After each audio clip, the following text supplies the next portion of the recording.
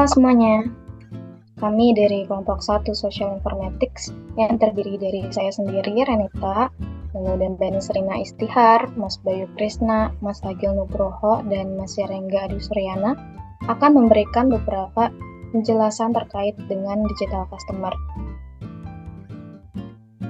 Materi yang pertama adalah mengenai Introduction of Social Media Marketing, yang mencakup perilaku konsumen digital, khususnya generasi Y atau digital natives, yang sangat terlibat dengan aktivitas online seperti media sosial yang menjadi segmen pasar penting karena interaksi mereka di platform ini yang dipengaruhi oleh kepercayaan sosial dan juga kemudahan penggunaannya. Kepercayaan di media sosial berperan penting dalam menentukan keinginan pengguna untuk berbagi informasi. Sementara itu, kemudahan penggunaan juga dapat mempengaruhi niat untuk terus menggunakan platform ini. Berbagi informasi di media sosial juga merupakan kunci keterlibatan, baik dalam menerima maupun menyebarkan informasi. Strategi perencanaan e-commerce juga sangat penting untuk mencapai kesuksesan jangka panjang di pasar digital ini, karena dengan memperhatikan aspek skalabilitas dan juga kesiapan menghadapi peningkatan permintaan. Lalu materi yang kedua adalah mengenai how social media will impact marketing media. Sosial media akan memberikan dampak pada marketing media dalam 7 hal. Yang pertama adalah tidak ada lagi segmentasi, penargetan, dan juga pemosisian. Karena di era digital ini, suatu produk atau merek memiliki jangkauan yang mendunia, didukung dengan teknologi internet yang merupakan media yang sangat kaya dan juga terjangkau. Lalu yang kedua adalah keterjangkauan yang merupakan realitas baru, karena saat ini produsen dapat memasarkan dan menawarkan produk dan jasa mereka secara global. Yang ketiga, kecanduan media sosial. Kecanduan media sosial mengacu pada pikiran di mana orang-orang akan merasakan dorongan konstan untuk melacak keberadaan media sosial mereka. Lalu yang keempat adalah pertumbuhan komunitas virtual. Komunitas virtual adalah jaringan sosial individu yang berinteraksi melalui media sosial tertentu terkait topik yang sedang menjadi minat bersama, yang berpotensi melintasi social informatics. Lalu yang kelima adalah create your own channel atau membuat saluran kita sendiri, karena dengan pertumbuhan dan ketersediaan konektivitas internet dan teknologi saat ini, yang sudah sangat berkembang dan bertumbuhnya infrastruktur komunikasi, semua individu saat ini diberdayakan untuk menyampaikan pesan mereka terhadap audiens yang lebih besar. Bahkan, individu memiliki kemampuan untuk membuat saluran media mereka sendiri daripada bergantung pada cara media tradisional seperti surat kabar, radio, televisi, yang biasanya kita gunakan untuk menyampaikan pesan. Lalu yang keenam adalah pengguna sebagai produser dan promotor. Dalam hal ini adalah menyatukan pihak independen seperti perusahaan dan konsumennya untuk bersama-sama menghasilkan produk yang bernilai produk. Misalnya, Nike menyediakan alat online kepada pelanggan untuk mendesain sepatu kets mereka sendiri. Lalu yang terakhir adalah bangkitnya penyimpanan media. Setiap teknologi memiliki pro dan kontra, dan sosial media juga tidak berbeda. Karena itu, ketika ada terlalu banyak kebebasan seperti yang ada di internet, keamanannya pun akan lebih beresiko, terutama ketika tidak ada yang mengelolanya. Lalu materi ketiga akan dilanjutkan oleh Mbak Nisrina. Oke. Selanjutnya adalah The Future of Social CRM. CRM sudah melalui berbagai revolusi dalam beberapa tahun terakhir. Brand-brand besar dan teknologi telah meningkatkan ekspektasi pelanggan. Seiring dengan perkembangannya, perangkat lunak CRM menjadi lebih cerdas, terintegrasi, dan otomatis. Berikut akan dipaparkan beberapa tren digital yang mempengaruhi pertumbuhan keberlanjutan CRM dalam lingkungan bisnis. Yang pertama adalah Artificial Intelligence.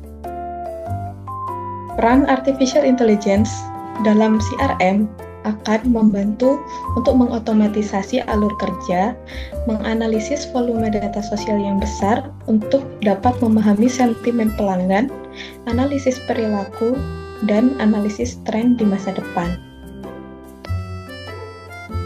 Selanjutnya ada otomatisasi. CRM kini semakin bergantung pada otomatisasi, ditunjukkan dengan sebagian besar perangkat lunak CRM yang saat ini telah memungkinkan pengguna untuk menyiapkan otomatisasi dasar dengan lebih mudah. Tren ini diperkirakan akan terus berlanjut di masa mendatang, dengan perusahaan-perusahaan yang akan diuntungkan oleh berbagai fitur otomatisasi yang lebih beragam, serta berbagai peningkatan pada opsi otomatisasi yang ada. Sebagai contohnya, ada suatu artikel dari HubSpot yang menyatakan bahwa tenaga penjualan saat ini dapat menghabiskan 17% hari mereka untuk melakukan tugas entry data. Bila dihitung, artinya dalam seminggu kerja, sebagian besar tenaga penjualan kehilangan hampir semua waktu yang mereka miliki hanya untuk menyelesaikan satu tugas. Dengan perangkat lunak CRM yang saat ini dapat secara otomatis mengekstrak data, memasukkannya ke dalam database, dan mengatur informasi, tentunya akan menghemat waktu, tenaga, dan biaya. Selanjutnya ada integrasi dengan Internet of Things. Selain media sosial, Internet of Things akan menjadi salah satu pengubah permainan terbesar saat mengumpulkan data pelanggan. Dengan mengintegrasikan perangkat yang terhubung internet dengan CRM dan tools lainnya, akan memungkinkan untuk mengumpulkan data secara real-time untuk mempengaruhi pelanggan. Contohnya ada pada Disney, yang saat ini menggunakan Magic Band atau wireless wristband dan aplikasi seluler untuk memberikan pengalaman yang luar biasa kepada pengunjung, disertai dengan saran dan informasi secara real-time terkait Disney itu sendiri. Materi selanjutnya adalah Evolution and Change in Social Media Marketing. Digital customers dalam konteks evolusi dan perubahan sosial media marketing menggambarkan bagaimana perilaku konsumen di era digital telah berubah seiring dengan berkembangnya media sosial sebagai platform pemasaran.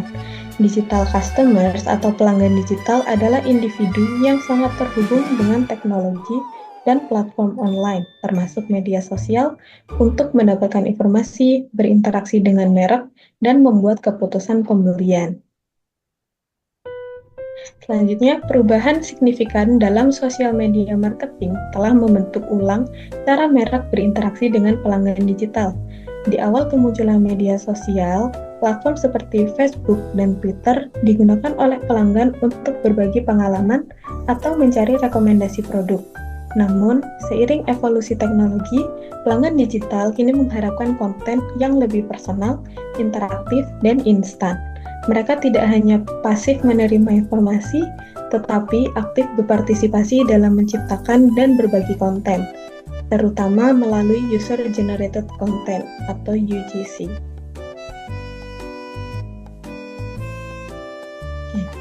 Lalu, ada juga influencer marketing yang juga memainkan peran besar karena pelanggan digital lebih cenderung dipengaruhi oleh individu atau komunitas yang mereka percaya dibandingkan dengan promosi tradisional. Dengan fitur seperti shoppable post dan integrasi e-commerce di platform media sosial, pelanggan dapat melakukan pembelian langsung dari media sosial, mengubah cara mereka berbelanja dan berinteraksi dengan merek.